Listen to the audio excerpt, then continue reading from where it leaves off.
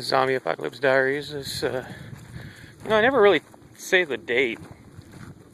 Guess I don't have to. I put it up there as what it is. But anyway, oh, birds.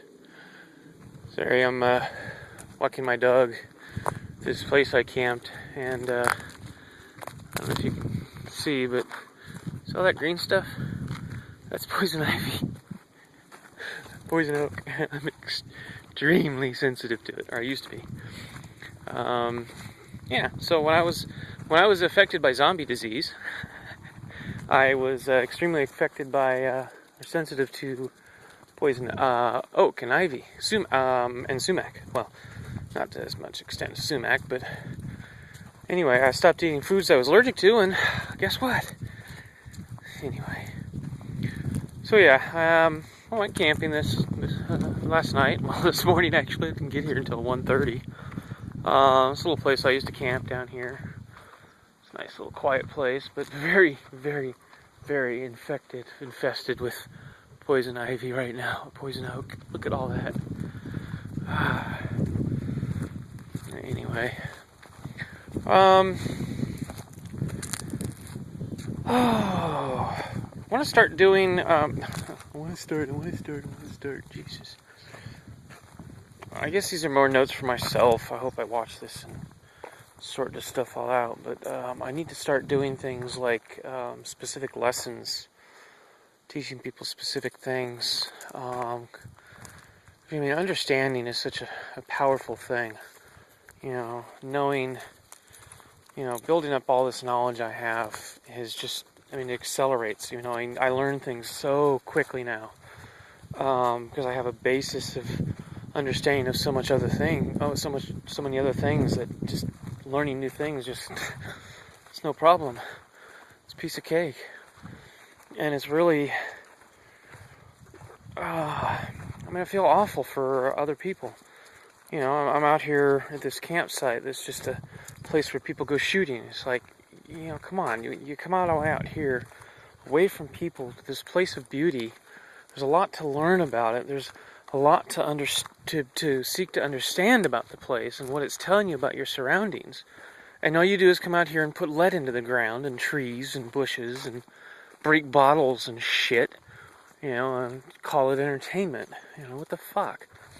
God, I hope I can get out of here. The place is infested with poison ivy and oak. There was a fire recently, last few years, probably 2004, and the one that burned my place down. And there were aspen trees out here that are dying. So what is this telling you?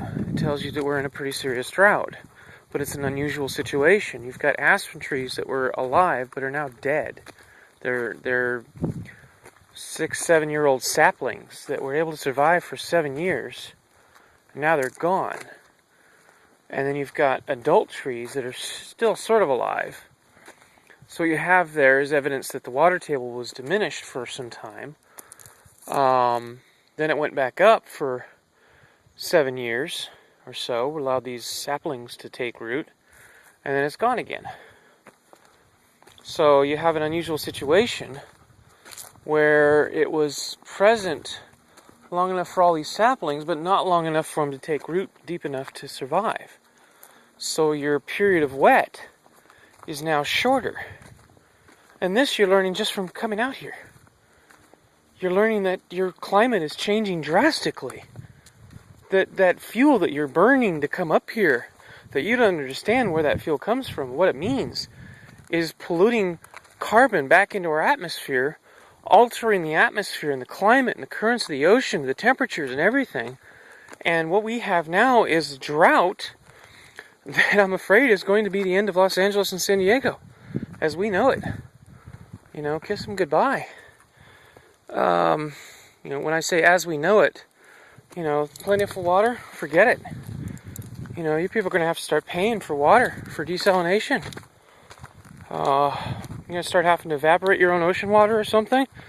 Get seawater shipped to your local evaporator and have it evaporated and distilled or whatever. Pick your poison, man. You're going to have to be paying for water. because of this. And this is something you would know if you just came out here with the idea of seeking understanding from your surroundings instead of coming up here to shoot. You know, you zombies. Yeah, I'm sorry. Forgot what show I was doing. You zombies, you seek to pleasure yourself. You don't seek to expand your horizons, your mind. So you want to come up and do something fun. I mean, this is, for me, this is fun. I mean, I came up here and camped out. You know, it's a relaxing night. It's a very quiet morning. I cooked sausage on my stove on the top of my trailer. You know, great fun. And oh yeah, man, I didn't get to shoot. Damn, I didn't get to make explosive noises that hurt my ears and throw hot lead into ground and trees and shit. I've been there, done that. You know, how much can you do with shooting? I've proven I'm a crack shot. What the fuck else is there? You know, been there, done that. Be a human, people. Come on. Don't be a zombie. Anyway, yeah, I need to get back to making this entertaining. Sorry, it's been up in my ship, and that really drags me down a bit. Wow. Causes some pain here and there. Well, depression, more like it. Anyway, also a bit distracted at the moment. Decided to be medicated this morning. Don't tell anyone. I'm not going to stay here for a few hours while it wears off. I'm not going to drive under the influence, especially not on this road. I mean, look at this thing. Jesus. You know, I just hiked from down there. Holy shit. Okay, well, anyway, so yeah, hopefully you can see a little bit in here about how to not be a zombie and why you shouldn't be. Later. Here's a question you've never asked yourself. What if the fate of the human species rested on your shoulders? What if you were the only one that knew what was wrong and how to fix it? What then? Ask yourself that question. What if you knew what precisely was wrong with humanity? You understood humanity well enough that you knew what was wrong, and you know how to fix it. You know how to bring world peace completely and totally and forever. No one would have to die. No one would be in pain any longer. Everything would be immediately better. But you were the only one that had this information, that knew this.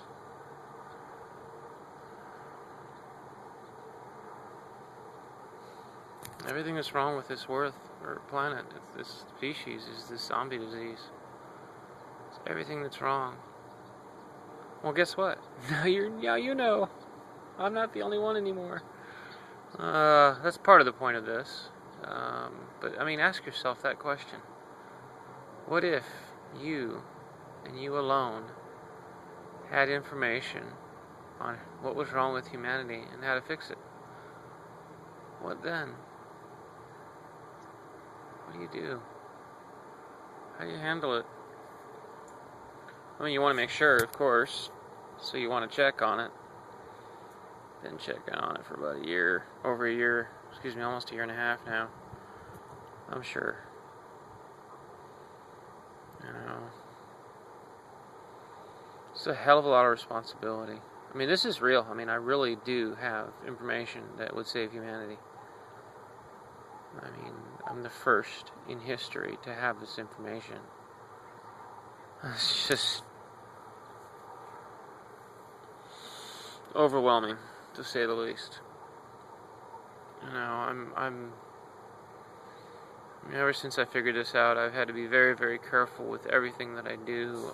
I've had to be, take every step just so gingerly to make sure I don't hurt myself. I've had to do everything I can to make sure I don't get myself killed or whatever. And I've been desperately trying to get this information out so that I'm not the only one with it, so that my demise doesn't decide the demise of, that the fate of humanity doesn't die with me, I mean, it's a horrible fucking burden.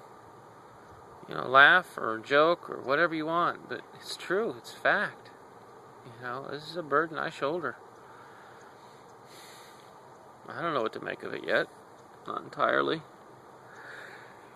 I have some ideas, and I don't like most of them, but, you know, it's, I don't know. Anyway, I'm not being very entertaining right now, sorry. Deep thought.